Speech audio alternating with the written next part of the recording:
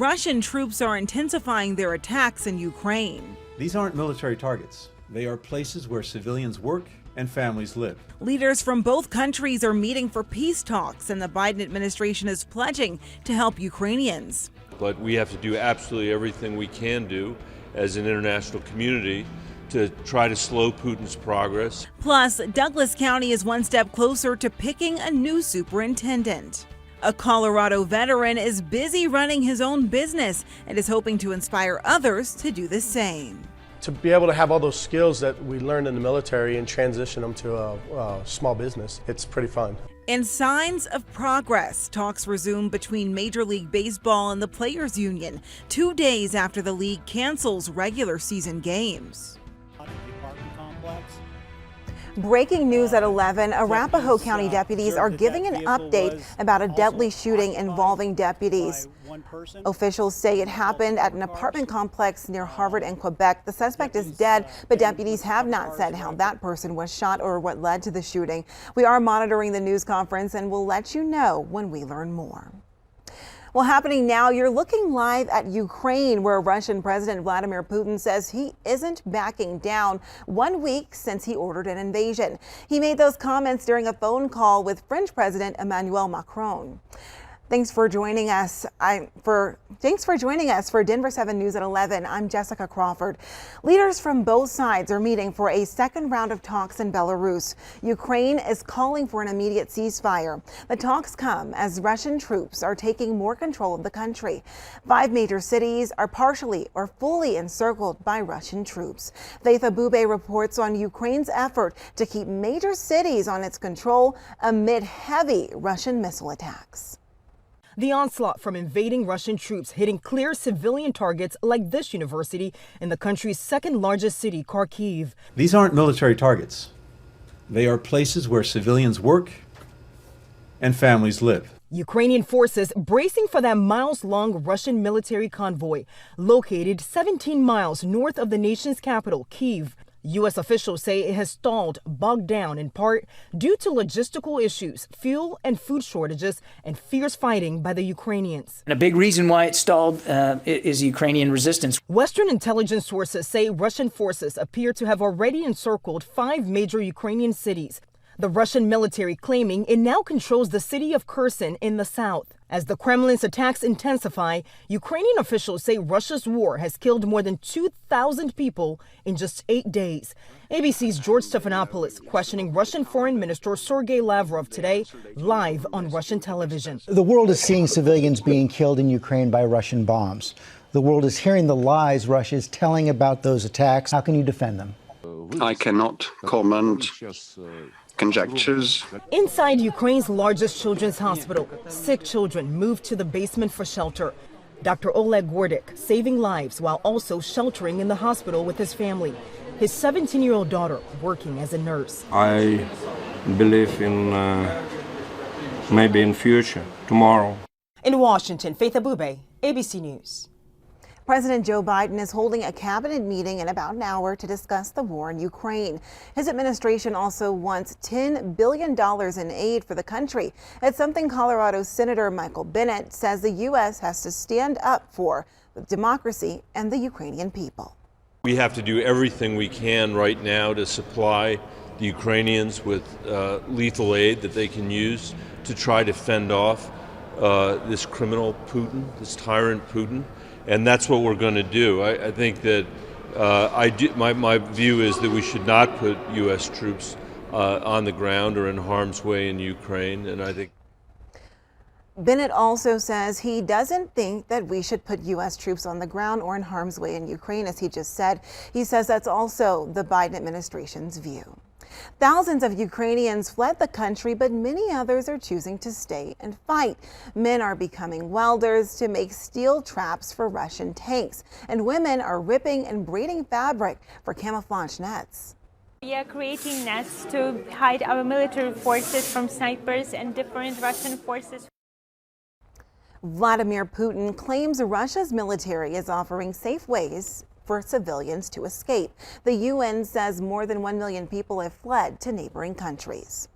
The EU is working on an agreement to guarantee work for visas for Ukrainians who fled to other countries. Some activists in the U.S. are pushing President Biden to offer the same.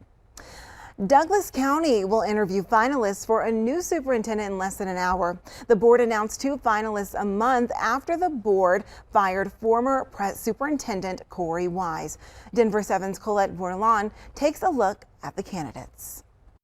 The search for a new superintendent technically started in mid-February, so it's only taken the board a little more than 2 weeks to narrow down their list of candidates to these 2 finalists who they want to see in the superintendent position. Now, one of those is Erin Kane. She'll be interviewed at noon today during a public meeting. Her name's been floated around as the favorite. She's the executive director of schools for American Academy, a charter system. Kane served as interim superintendent for Douglas County Schools from 2016 to 2018. The other candidate being interviewed today is Danny Windsor, the executive director for the Parker region of Douglas County Schools, which he's been since the summer of 2020. Before that, he was with the district for over a dozen years. There was a motion to move Windsor forward as the only finalist, but that was defeated. Next Tuesday's board meeting will be the chance for public comments on the finalists, with an interview panel quizzing them on March 10th. The last public comment session before hiring the next superintendent is set for March 22nd. As for Corey Wise, who was fired from the superintendent position he only filled for a little less than a year, he's taken a new job with Jeffco Public Schools. His attorneys did file an open records request back in February asking for any and all communications surrounding his firing from Douglas County. Colette Bourlan, Denver 7. Parents are raising their voices about their children's education, and lawmakers are listening. Colorado's House Education Committee is holding a hearing today on one bill that would require school districts to be more upfront. The bill is sponsored by Republican Tim Geithner. It would require school districts to post curriculum online. That includes textbooks and materials for all subjects, surveys kids are given in school, and information about a teacher's professional development or training. Being able to see what type of curriculum is being offered, maybe there's a better fit as I do that long-term planning.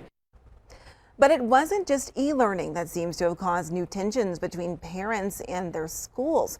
In districts in Colorado and across the country, parents have expressed their concerns about the teaching of race relations and history as well. Colorado lawmakers are also trying to figure out ways to reduce crime. A Senate bill proposes preventing crime through the Safer Streets program in the Department of Public Safety. The bill would give the department $10 million. It would require the state to issue requests for proposals to identify high crime areas. Once those spots are located, then local agencies can apply for grants from the state. The money would go towards improvements designed to create safer streets and neighborhood models that discourage crime. Denver leaders laid out a plan to reduce crime in the city last month. The police department plans to build on its precision policing model started last summer, which identified 5 crime hotspots in the city. The chief says the department will be adding 3 new locations. One of those is near La Pan and Mississippi. When we spoke with people who live in the area last month, the news came as no surprise. There are other areas like 5 Points, downtown, Union Station that I think are in absolute dire need of help right now, and I think are not seeing the help that it necessarily needs. Union Station isn't specifically considered a hotspot, but the police chief says that they are focusing some of their efforts there. In 4 of the 5 previously identified hotspots, the chief says sending more patrols out to the areas has led to a dramatic decrease in crime. Criminal charges won't be filed after a floor collapsed at a house party over the weekend. 3 teens were hurt at the home in Arapahoe County. The sheriff's office says the case was referred to the district attorney's office, which declined to file charges. Well, when our nation's heroes return home from the military, many of them are ready to start their own business. Some are finding major barriers, though, when it comes to business ownership. But one Colorado veteran broke down those barriers and opened his own brewery. I was a nuclear weapons missile maintainer for the United States Air Force. The way David Levesque sees it, if you can launch a missile, you can launch a business. You got to think about it. The military is a business. We do everything in the military from purchasing to supplying to training.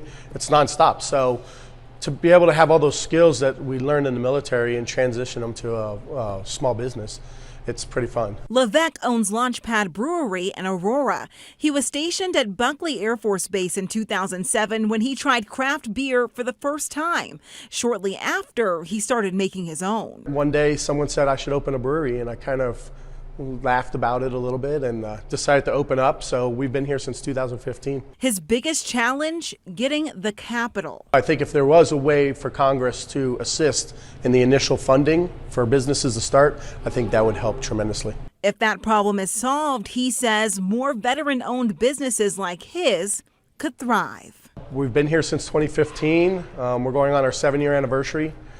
We're 32 beers on tap. We've kind of just been having fun, brewing beer, selling beer, and enjoying the community. The Small Business Association hosted a virtual meeting this morning for veterans who are interested in owning their own business. There are more resources too, including the Pikes Peak Small Business Development Center and Volunteers of America in Colorado, which helps veterans with housing. You can find more information on these organizations on our website, denverchannel.com. Major League Baseball and the Players Union are meeting today for the first time since the league canceled games Tuesday afternoon. ESPN reports it's an informal meeting between the league's deputy commissioner and an attorney from the Players Union. Owners and players couldn't reach a collective bargaining agreement, forcing the league to cancel the first 2 series of the season. Still ahead, the White House is considering dropping the mask mandate on planes and other public transportation. Plus, a Colorado company is raising the standard for smart living.